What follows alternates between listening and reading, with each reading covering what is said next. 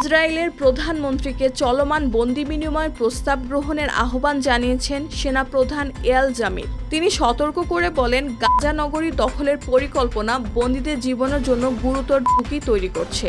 25 August বার্তা সংস্থা Anadolu এ তথ্য জানায়।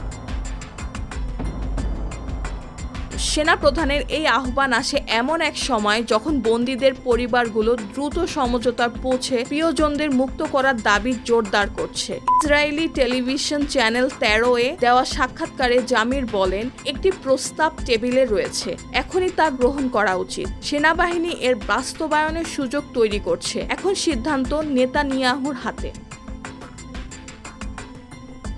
বর্তমান প্রস্তাবে সীমান্ত এলাকায় সেনা পুনর্বিন্যাস, 60 দিনের যুদ্ধবিরতি, মানবিক সহায়তা পৌঁছানো এবং 2 ধাপে বন্দি বিনিময়ের পরিকল্পনা রয়েছে। এতে প্রথম 10 জন জীবিত জিম্মি ও 18টি ইসরায়েলি মরদেহ মুক্তি পাবে। বিনিময়ে ফিলিস্তিনি বন্দীদের ছেড়ে দেওয়া হবে। ইসরায়েলের হিসাব অনুযায়ী হামাসের কাছে এখনো 50 জন জিম্মি রয়েছে। এর মধ্যে 20 জন জীবিত। অন্যদিকে ইসরায়েলের কারাগারে আটক আছেন 10,800-র বেশি ফিলিস্তিনি। অধিকার কর্মীরা বলছেন, এসব বন্দী নিয়মিত নির্যাতন ও চিকিৎসার অবহেলার শিকার হচ্ছেন।